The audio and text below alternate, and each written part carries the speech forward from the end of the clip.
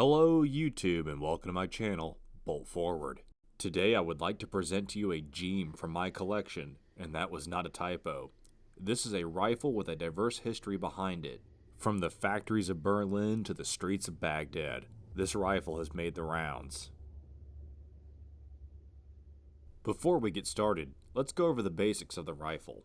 The operation of the Iraqi Jeem Kar98k is no different than any other Mauser action. First, flip that iconic Mauser flag safety over to the middle position and pull the bolt rearward. Insert your 5-round stripper clipazine and thumb the rounds all the way in.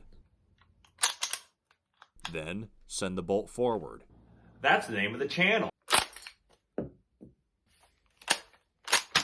To fire, flip the safety over to the left position and pull the trigger. The story of how this rifle came into my possession is a bit comical.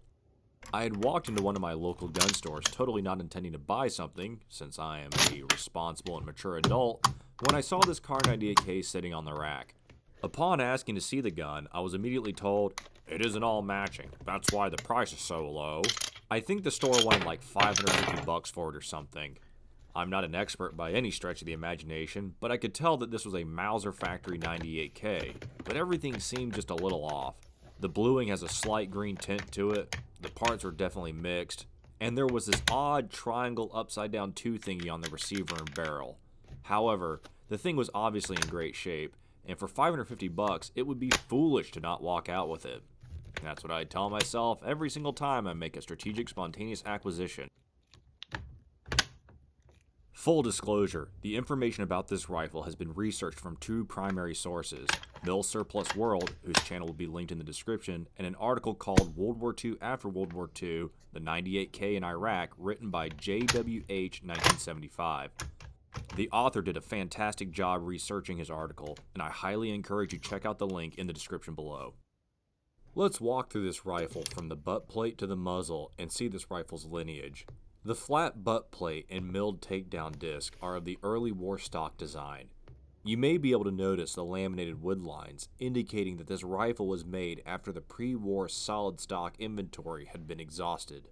The bolt and receiver display superb German machine quality, almost being showroom worthy. It is important to note that this is an Arsenal refinish performed after the war. Here are those laminated wood lines once again, just in case you missed them earlier. The trigger guard and floor plate feature all the accoutrements of an early war rifle, with the retention screws and milled parts all in place. Waffenamps are present, however forced matching has occurred. We transition through to what looks like a Kriegsmodell stock band, which starkly contrasts against the gorgeously milled H-style front barrel band. We finish off this little rifle tour with a mid-war hooded front sight. If the receiver is the paper, then the markings are the written words of this rifle's story. Mod 98 stands for Mauser Model 98. We have a standard 4-digit serial number and double letter prefix. A standard Nazi eagle that surprisingly wasn't scrubbed. And now for our first post-war marking, a little symbol called an East German sunburst. This is one of 2 symbols indicating its use under the post-war East German regime. The other being a crown over the letter N, which will be seen later in the video. I couldn't really make out what this marking here was. At first I thought it was an upside down griffin. If you know what this is, let me know in the comment section. Moving on to the top of the receiver, we have a lot going on up here. 1940 is the manufacturing date. This is not to be confused with the number 42, which was the factory code assigned to Mauser at this time. Then we have the Jeem located on the receiver and barrel, denoting its acceptance and service with the Iraqi army. The Jeem is an Iraqi army property stamping and can be found on anything from old World War I Lee Enfields to modern day fighter jets. To directly quote JWH 1975's paper, this Iraqi military property marking is the Arabic letter Jeem in a triangle. It produces the sound of a G in gemstone in English. It is the first letter in Jaish el-Iraq, Iraqi army, and in stylized form, it is thought to loosely resemble the nation's shape. You can see the comparison here on this medal. Fun little fact, the badge of the Iraqi Ministry of Defense still features a Kar98k even to this day. Moving back into familiar symbology, we have a series of Waffen ops on the right side of the receiver. They are not called War Eagles, and I really wish a certain website would quit calling them that. This bolt features the crown over end mentioned before. This is an East German proof mark and is commonly seen on bolts and barrels. I'm sorry that my camera couldn't quite pick it up, and my attempt to fill it in with white didn't work. Our last East German marking is this box with K-166 inside of it. Normally import marks aren't worth covering, however pretty much all Iraqi Jeem 98s are imported in. Federal Ordnance was one of the major importers of these rifles during the 1980s. Finding a vet bringback is pretty much unobtainium, so the import mark helps give credence to this rifle's authenticity. Welp, once I figure out which end the bullet goes in, we'll take it out to the range. Want to hang up the fire in a crack. It's kind of a shame. I'm gonna have to hear a little bit. Another one where I welded a brake on there. I cut it down and welded and polished up that brake. I've kind of been on a trend recently of shorter barrels of welded brakes on. My fiance is a lawyer, and one of the biggest issues getting arrested in self-defense is over-penetration. Isn't that the truth? Yeah. You carried a 45, which Aim at the very base of it. I thought I was. Yeah, you got to call it. They want to call it murder. I call it. Knocked it over. Oh, absolutely. Fire away. Move around too much. There's the Mac. All right. This here is my Jericho. Yeah.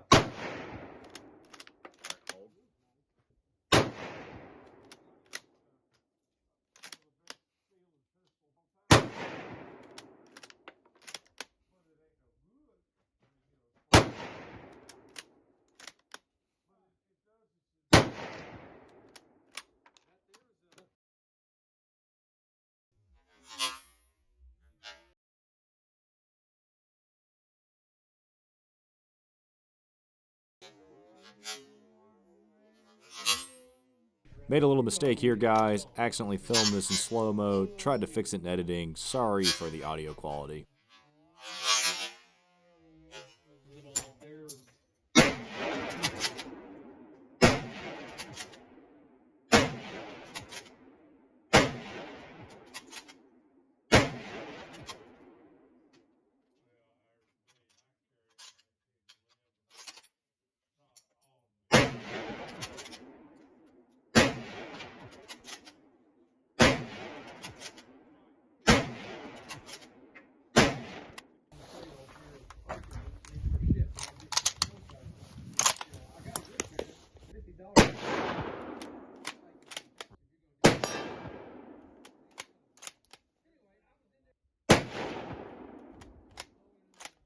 See if you can't hit the steel again.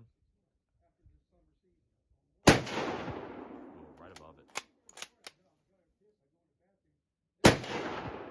Help bolt forward, get a target stand. So that's a $1,300 pistol. And he must have been a good boy in there. She looks at that pistol, she comes, pops it, starts to the door. Aim low.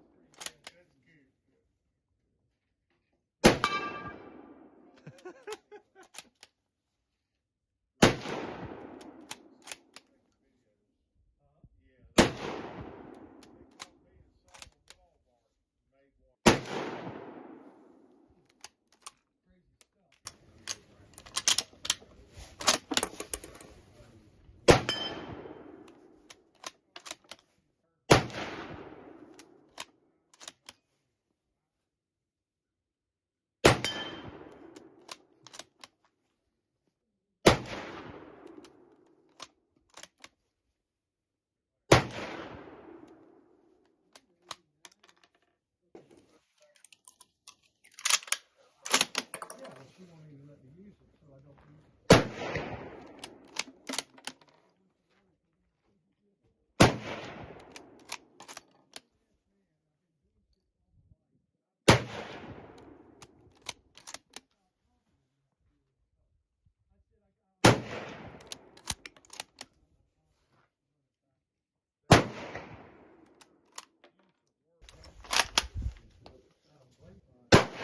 Hey, the things I do for my channel, dude. Shut up, peasant. Get back to work. You should be kicking the dude with the gun.